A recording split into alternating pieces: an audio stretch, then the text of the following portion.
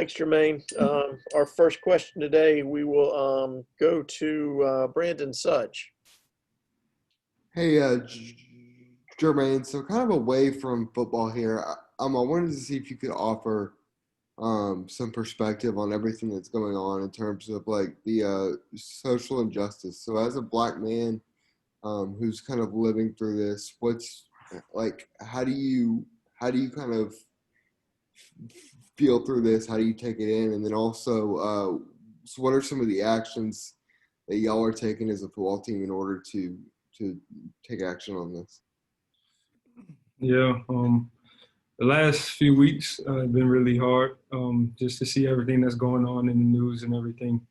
And I think it struck me as well as all my teammates really hard, white or black, because, I mean, we're united here and, I mean, we're brothers, so those type of issues affect all of us. And in terms of what we're doing, I mean, we as a team had a very, team and staff, we had a very productive talk in the past couple of days.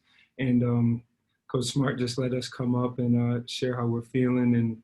And we actually had whiteboards, and we had, I think it was like a 3-hour meeting, just getting a bunch of things off of our chest, just talking as a team and as a program and what we can do to make not only ourselves feel safe, but other people feel safe out in the world and in the community. For our next question, we'll go to Anthony Dasher. Hey, Jermaine, good to see you. Let me ask you, when you were, back in Minnesota, during the quarantine, kind of take us through your thought process, getting ready for your second, year at Georgia, your last year at Georgia. Were you more determined? It was kind of what was kind of going through your mind as you got ready to get back to Athens, and the goals you kind of set for yourself. I mean, yeah.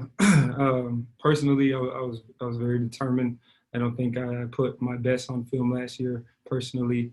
So just going into the season and especially coming into the spring, I was really excited to prove some things and work hard and just get better at some things I need to get better at and be whatever I needed for the team.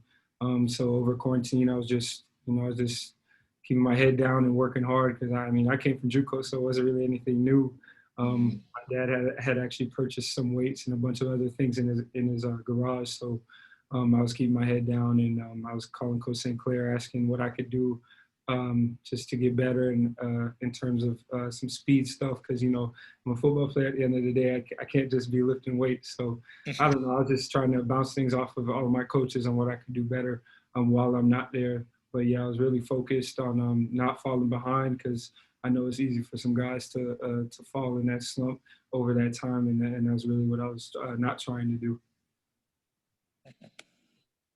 For our next question, we'll go to Seth Emerson. Hey, Jermaine, if you were self-scouting yourself, what would you say you bring to the table in what is a very talented, crowded outside linebacker, edge rusher room? What do you do best to get yourself on the field? I honestly just, almost had a cramp. I just try to ask my coaches what I can do better every single day after practice.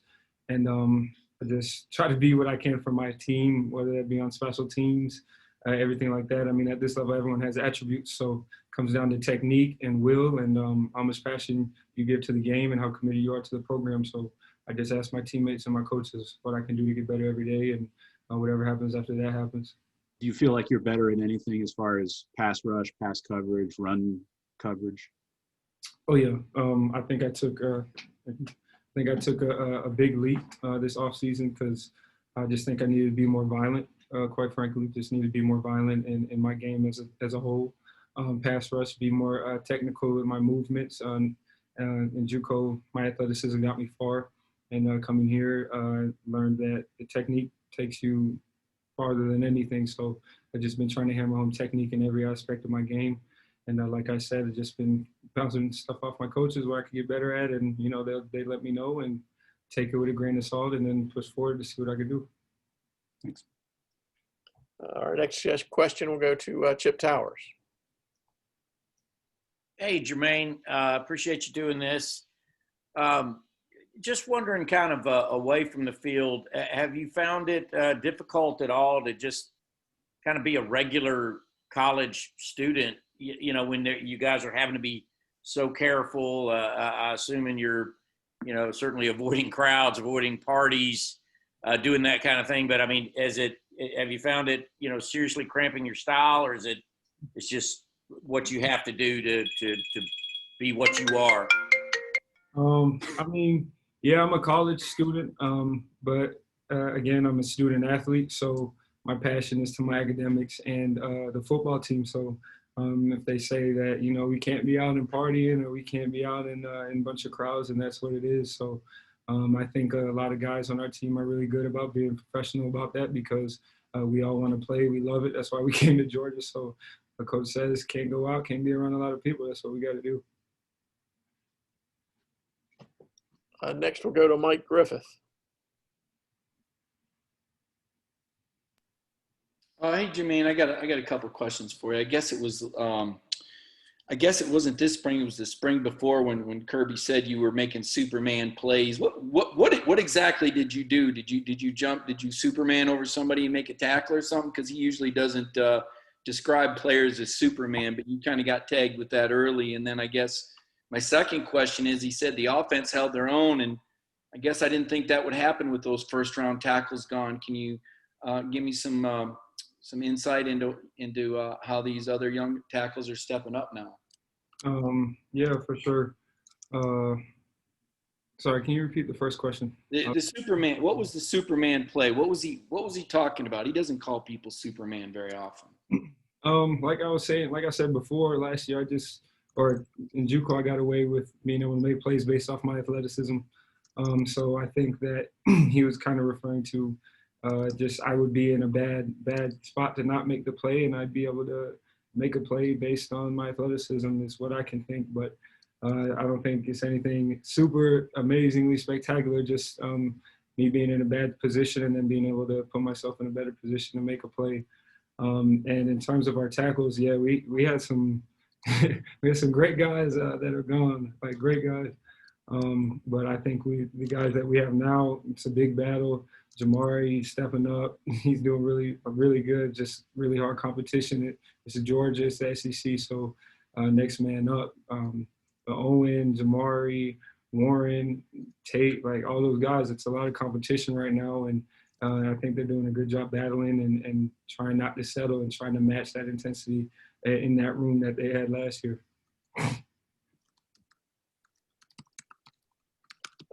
For our next question, we'll go to Dean Legge. Jermaine, I want to ask you about George Floyd, and with you living so close to where that happened, what's it been like for you to deal with the constant questions from your teammates, people like me, et cetera? I don't think there's anyone else that I can think of from Minnesota, necessarily even the Midwest. How have you dealt with your teammates talking about what the experience you have in your home has been like? Yeah, the event happened right down the street, but in terms of just the effect it had on me, I think that it was kind of pretty much the same for every black man, especially on my team. I mean, you can look at that and you could see your father's face, your uncle's face on that man. And for that to happen over essentially $20 of counterfeit money, it enraged me. And I know my voice matters, so I didn't want to say anything, just bad or out of place. So I just had to keep my feelings down, and what I'm saying, just think about the event and what happened, and just approach it that way. But it definitely struck a nerve in me. And again, after that happened, we had a team meeting over Zoom while we were at home, productive again. And Coach Smart does a good job about that. Our staff does a good job about that, of making sure that we're comfortable and just making sure we don't hold anything in. We have a team therapist. They're just always trying to make sure we're okay, not only physically. We got a training room. They're trying to make sure we're okay mentally. So I think they do a good job about that. Next, we'll go to Mark Weiser.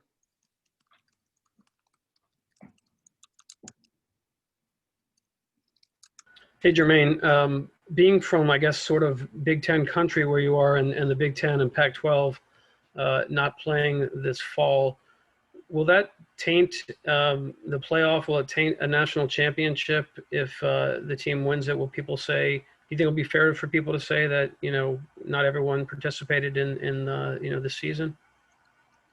I mean, that's other people's opinion. That's not really for me to decide.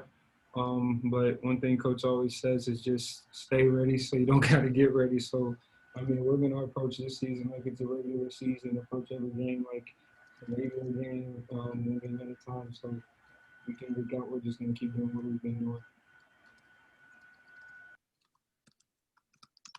And we'll have to do our last question today. Jake Rowe, fire away. Jermaine, you mentioned Owen Condon's name a minute ago, and obviously he was up right before you. We're talking about kind of his injury history and the growth he made from last year to this year. Can you see any of that having gone up against him in practice? Can you see a tangible difference between last year and this year for him, seeing as how he's getting more reps now? Oh yeah, I can see that. We went up against each other last year, just like we are this year. And just like him, or just like he is, I'm getting better. So I think that he's gotten a lot better because I know I have. So for him to be able to match me at some times is quite impressive. And I know he's come a long way off of his injuries. And just to persevere and fight for that spot is respectable.